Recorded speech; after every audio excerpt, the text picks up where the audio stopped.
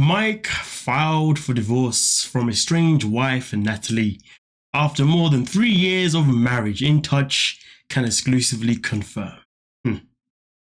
Very, very interesting. Now, of course, it says here that the Mike filed for the dissolution of marriage from the Ukraine native on December 5th, 2023, which is obviously not long ago, according to the court docket viewed by In Touch. Okay. You know what's so interesting to me? It's always bothered me why it's taking Mike such a long time to file for divorce. Why did he always feel so obliged to make sure that he did not divorce Natalie? Now, we know that currently he has a new partner in his life. And maybe that's been the game changer, but at the same time, I don't think it is. Because, with Natalie, Mike knew that before she even met him, she had already encountered other American men. Things didn't go well, so therefore she was unable to actually make it to the States. But eventually Michael came in, and then what happened? He was able to finally take her to the States, they got married, blah, blah, blah, blah. But it's crazy because even with that information stuff alone, you already know that there's a high potential chance this woman may just be using you to get to America.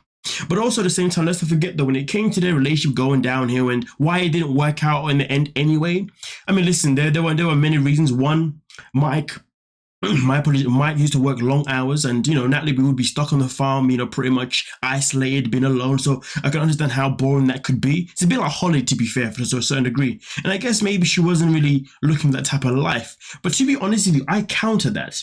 I generally believe that if Mike worked the same hours he worked, but they lived in a city where she was isolated, I have a feeling that things may have been slightly different, because let's also look at Hamza, for example. He wanted to come to America because he wanted the city life. He didn't get the city life, so what happened? Him and Memphis broke up. It doesn't matter why they broke up. They then broke up and he went straight to the city.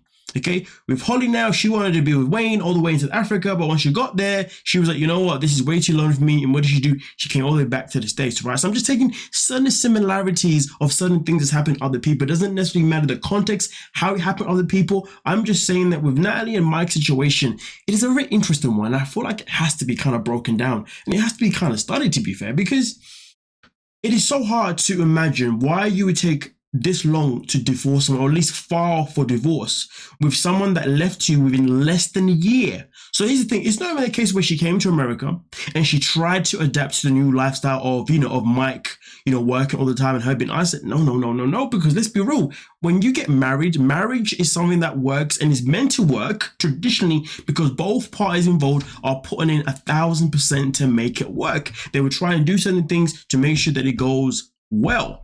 But you see, when people don't really put in their full effort into something, that means they were never actually dedicated to the cause. And that means really and truly, they always had a plan to leave at some point. And that is where I have to keep talking about this scenario and this situation, because even though I'm happy that he's finally been able to divorce her, or he's finding a business where he wants to, it's just weird because we know Natalie has appeared in 2 different seasons back to back of The Single Life. And the crazy thing is, she appeared in season 2, then appeared in season 3, and then in season 3, she even tried to beg Mike back, and all that kind of stuff. But Mike's mom said, no, we ain't doing none of that stuff.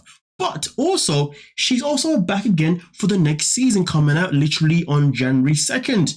So now that is 3 seasons back to back. So this man has allowed himself to watch this woman appear on 90 Day Fiancé with him, marry him, bring him to America, and then after that to be pretty much now on 3 back-to-back freaking seasons of The Single Life. And you're telling me that after season 1, that wasn't a hint to say maybe I need to divorce a woman? To be fair, that shouldn't even be a hint. Do you know what I mean? So I do wonder, because let's not forget this. When it came to the whole situation in Ukraine, Michael done a lot to help Natalie's mother. Honestly, he's got a big heart. I respect it. I love it. But why? Why help someone that comes from... Why help someone's mother when you know that person wasn't even great to you? Now, here's the thing. And this is the conspiracy going around right now. People believe that potentially, when it came to Natalie being in America, there's a potential chance that she had to be in it for some of the times. Therefore, she'd be in a position where she could maybe be able to sponsor her mother coming to the States. People also speculate that maybe her mother was meant to come to the States sooner, but because of everything that happened in Ukraine, maybe obviously, that's what made things a bit harder. But at the same time, though, there's also another speculation, which is maybe Natalie's in a position where she has now sought asylum in America purely because of the dangers that's happening in her country. Now, also, I don't know if that asylum can also help her bring her mother to the States. But people are wondering, why did Mike take so freaking long? Because we've seen couples break up time and time again in 90 Day Fiancé straight after they've come to America. And when they've broken up, they have wasted no time filing for that divorce. None of them have literally hung around at all. Hamza straight away. Mohammed straight away. You know what I mean? Like, we've seen it happen. But listen, maybe I'm just trying a whole bunch of boo-boo I just want to talk, right? I don't know. But as far as I'm concerned, I just find the whole thing very, very suspect. But hey, the good thing is he's finally decided to divorce her. He's obviously now in a relationship. And also at the same time, let's not forget though, in these seasons of seeing Natalie on back-to-back seasons of A Single Life, season 3, she even appeared with her new boo, Josh, which is quite interesting because she's back again in season 4, and it makes you wonder, has this one got issues with like commitment or something like that? Like, how do you keep coming back for 3 seasons of the show? And why are you still why are you always single? What is wrong with this woman? Is she like hard to please? Because we do know that she's got this, just don't even get me started, but we do know that she has this dream of being a model. Now listen, I don't like to put people down when it comes to their dreams. But one thing that I can say is that sometimes when it comes to your dreams, sometimes you may have to alter them a little bit, or sometimes you may have to just look at yourself in the mirror and be like, you know what?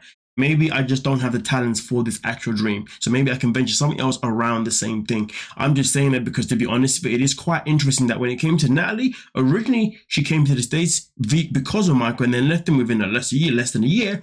But then also at the same time, the next man that she got with was Josh, somebody that could potentially help her get into the business of modeling, give or take, right? Because he's all up in the Hollywood world, do you know what I mean? But let's not forget there was also a situation where Natalie was even trying to get herself on The Bachelor with the other guy called Josh. Yes, Josh Suter, that's the one. Yes. So we can't pretend as if like this woman doesn't have like a track record of literally just using men to get to wherever she needs to get to. I mean, listen, I don't even know how she's even surviving in America, because I've never heard anything or found anything about her even working, to be honest with you.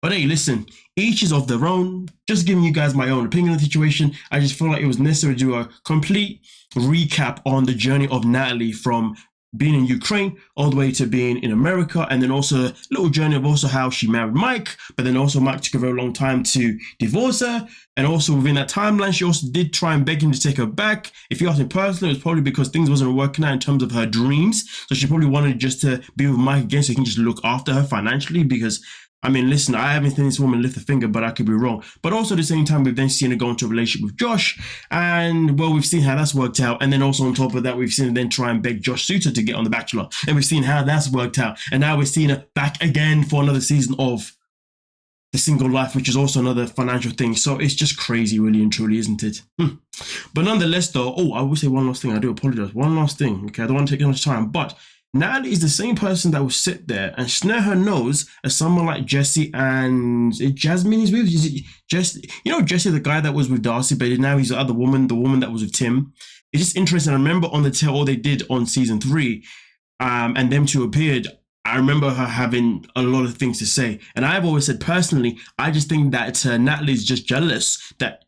It's Jennifer, yes, I think it's Jennifer. I've always felt as if Natalie's just jealous that Jess isn't hers, because obviously Jesse's always portraying this lovely lifestyle of having a villa here, a villa there. I mean, literally the guy's so full of himself, so is his woman. But I do genuinely believe that Natalie probably like snares her nose at him, because she was like, if only he had taken me and took me on all these amazing things, you know what I mean? Nonetheless, though, let me know exactly what you're thinking down below. We can talk about it. Don't forget to like, subscribe, and peace.